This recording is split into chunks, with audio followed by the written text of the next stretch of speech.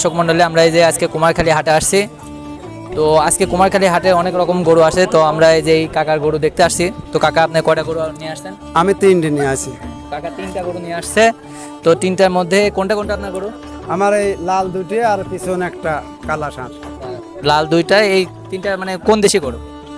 দুটি দেশাল আছে আর একটা অস্ট্রেলিয়া করস। 2টা দেশাল, একটা অস্ট্রেলিয়া। করস তো আপনার হলো এই মানে গরুর দাঁত কিরকম? দাঁতে দুটি করে আছে। দাঁতে 2টা গরু। মানে কোন জায়গা থেকে আপনি মানে নিয়ে আসছেন? আমরা কুমারখালী এলঙ্গি গ্রামের তো নিয়ে আসি, আমার বাড়ির গরু।